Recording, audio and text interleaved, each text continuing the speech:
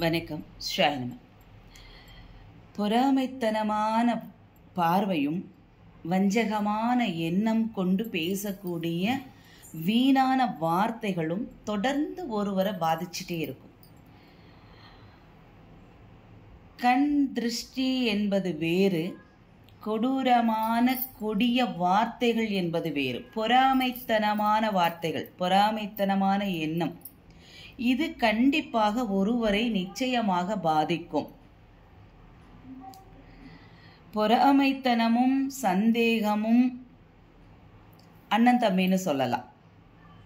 ஒருத்தரை பார்த்து வயிறு எறிகிறது, வயிற்றெரிச்சல் படுறது, கோவப்படுறது, அனாவசியமான வார்த்தைகளை விடுறது, இது எல்லாமே நம்ம சொல்லணும் அப்படின்னா சந்தேகம், பொறாமை, வயிற்றெரிச்சல், எதிரிகளுடைய எண்ணங்கள், இதெல்லாமே இப்படியெல்லாம் அப்படின்னு சொல்ல. சில பேர்த்துக்கு மட்டும்தான் சில விஷயங்களை செய்ய முடியும், எல்லாருனாலையும் செய்யலாது இல்லைங்களா?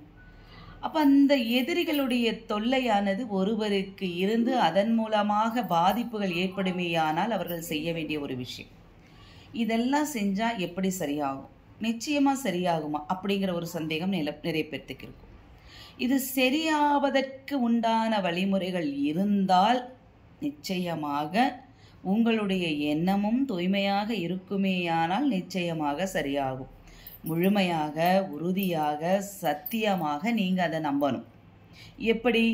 உங்கள் வீட்டுக்கு பக்கத்தில் இருக்கக்கூடிய சிவ ஆலயமோ விஷ்ணு ஆலயமோ அருகில் இருந்தால், அருகில் இருக்கும் சில இடத்துல, அந்த மாதிரி இருக்கக்கூடிய ஆலயங்களுக்கு சென்று உங்களுடைய இந்த பிரச்சனைகளை எல்லாம் சொல்லிட்டு மனசார நீங்கள் பிரார்த்தனை பண்ணிக்கோங்க. அப்படி பிரார்த்தனை பண்ணும் பொழுது சக்கரத்தாழ்வார் விஷ்ணு ஆலயத்தில் இருப்பார், அவருக்கு போய் அங்கே அபிஷேகம் நடக்கக்கூடிய அந்த காலகட்டத்தில் நீங்கள் போய் நீங்கள் பால் அபிஷேகத்துக்கு வாங்கி கொடுங்க. பால் அபிஷேகத்துக்கு வாங்கி கொடுத்தீங்க அப்படின்னா உங்களுடைய பிரச்சனைகள் தீர்ந்துடும், எதிரிகளோட தொல்லை இருக்காது அப்படிங்கிறது உறுதியாக சொல்லலாம். இன்னொரு முக்கியமான ஒரு விஷயம், நிகும்பலா யாகம்னு சொல்லக்கூடிய யாகம் பிரத்யங்கரா தேவி அம்மன் கோவிலில் நடக்கும். அந்த யாகத்தில் நீங்கள் கலந்துக்கிட்டாலே போதும். அந்த யாகத்துக்கு தேவையான பொருட்களை நீங்கள் வாங்கி கொடுத்தாலும் உங்களுக்கு தேவையான பிரச்சனைகள் கண் கூடுதலாக உங்களுக்கே தெரியும், குறைவதை காண முடியும். இப்படியெல்லாம் நிறைய விஷயங்கள் இருக்கும். எதிரிகளுடைய தொல்லை தீர்வதற்கு உண்டான வழிமுறைகள். யாரையும் நாம் சாபம் விட வேண்டாம், கெடுக்கணும்னு நினைக்க வேண்டாம், துஷ்ட வார்த்தைகள் பேச வேண்டாம், தவறான ஒரு விஷயத்தை நாம் சொல்ல வேண்டாம்.